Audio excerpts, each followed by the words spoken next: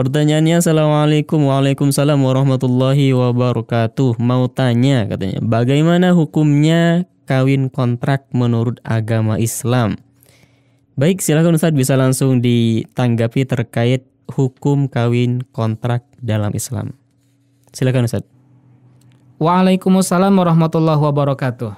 Kaum muslimin rahimakumullah, terutama Kang Ijul yang bertanya ya.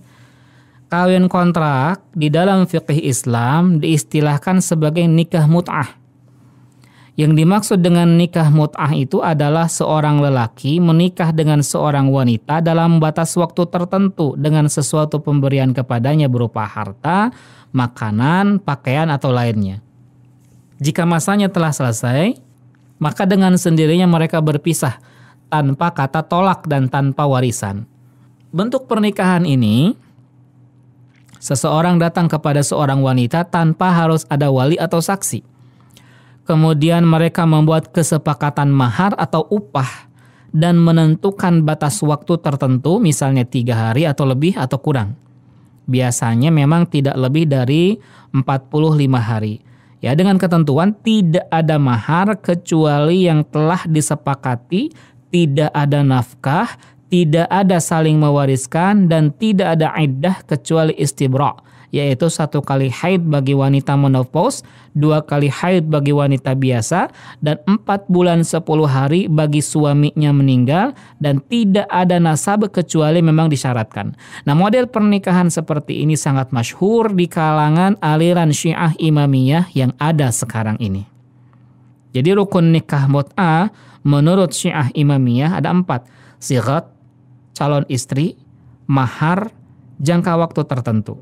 Sigot itu seperti ucapan misal, aku nikahi engkau, aku mut'ahkan engkau. Ya. Calon istri ini diutamakan dari wanita muslimah atau ahli kitabiyah. Mahar dengan syarat saling rela sekalipun hanya 1 genggam gandum dan jangka waktu tertentu. Nah, di dalam Islam ini nikah mut'ah ini diharamkan ya dengan dalil-dalil kitab, sunnah, dan ijma atau kesepakatan para ulama dan juga secara akal. Di antara dalilnya misalnya firman Allah Subhanahu wa taala di surah Al-Ma'arij ayat ke-29 ayat ke-31.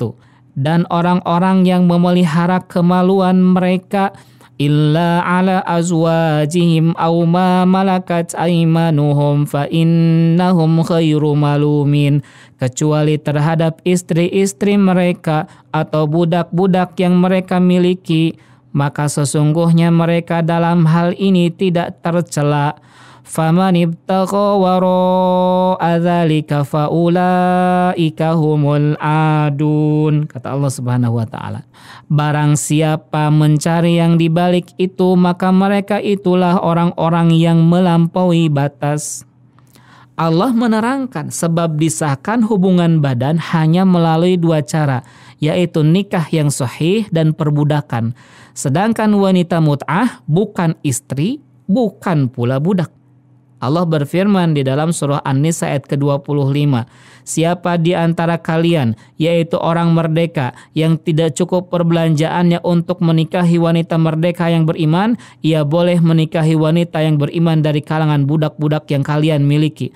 Allah tahu keimanan kalian, sebagian kalian adalah dari sebagian yang lainnya. Karena itulah nikahilah mereka dengan seizin tuan mereka, berilah mas kawin mereka menurut yang patut, sedang mereka pun wanita-wanita yang memelihara diri, bukan pezina, bukan pula wanita yang mengambil laki-laki lain sebagai piaraannya. Dan apabila mereka telah menjaga diri dengan nikah, kemudian mereka mengerjakan perbuatan yang keji yaitu zina, maka atas mereka separuh hukuman dari hukuman wanita-wanita merdeka yang bersuami. Nah, dalam ayat ini ada 2 alasan. Pertama, nikah mut'ah jika diperbolehkan, maka tidak ada lagi alasan untuk tidak melakukannya bagi orang yang kesulitan menjaga diri atau keperluan untuk menikahi budak atau bersabar untuk tidak menikah. Ya, perhatikan kembali surat An-Nisa ayat ke-25. Kemudian alasan yang kedua, ayat ini merupakan larangan nikah mut'ah. Kenapa? Karena Allah berfirman, karena itu nikahilah mereka dengan seizin tuan mereka. Sebagaimana kita tahu bahwa nikah seizin orang tua atau wali itulah sebenarnya nikah yang disyariatkan, yaitu dengan wali dan 2 orang saksi. Adapun nikah mut'ah itu tidak mensyaratkan mensyaratkan adanya wali dan saksi. Kemudian dalil diharamkannya nikah mut'ah dalam sunnah ataupun hadis yang sahih adalah hadis diantaranya dari Rabi' bin Sabrah yang ia riwayatkan dari ayahnya bahwa ia bersama Rasulullah Shallallahu Alaihi Wasallam, kemudian beliau Shallallahu Alaihi Wasallam bersabda, Ya ayyuhan nasu inni qad kuntu adzintu lakum fil istimta'i minan nisa. Wahai sekalian manusia, sebelumnya aku telah mengizinkan kalian melakukan istimta' atau mut'ah dengan wanita. Wa innallaha qad harrama dzalika ila yaumil qiyamah. Sesungguhnya Allah Subhanahu wa taala telah mengharamkan hal itu sampai hari kiamat. Siapa yang punya sesuatu pada mereka maka biarkanlah. Wala ta'khudhu mimma ataitumuhunna syai'an. Jangan ambil sedikit pun dari apa yang telah diberikan. Ini hadis riwayat Imam Muslim. Adapun secara ijma, dalil diharamkan nikah mut'ah adalah para ulama ahlus sunnah sepakat telah menyebutkan bahwa para ulama telah sepakat tentang haramnya nikah mut'ah. Di antara pernyataan tersebut ialah misalnya Imam At-Tahawi rahimahullah mengatakan Umar telah melarang mut'ah di hadapan para sahabat Rasulullah Sallallahu Alaihi Wasallam dan tidak ada seorang pun di antara mereka yang mengingkarinya. Ini menunjukkan bahwa mereka setuju dan menuruti apa yang telah dilarang. Dan juga bukti ijma mereka atas larangan tersebut adalah bahwa hukum tersebut telah dihapus. Adapun dalil secara akal, begini pendengar. Nikah mut'ah itu haram karena dampak negatif yang ditimbulkan sangat banyak. Di antaranya bercampurnya nasab. Karena wanita yang dimut'ah oleh seseorang itu dapat pula dinikahi lagi oleh anaknya. Begitu seterusnya. Ya, kedua, disia-siakannya anak hasil mut'ah tanpa pengawasan sang ayah atau pengasuhan sang ibu. Ya, seperti anak zina, gitu ya. Kemudian ketiga, wanita dijadikan seperti barang murahan. Pindah tangan dari laki-laki satu ke laki-laki yang lain dan sebagainya. Wallahu a'lam.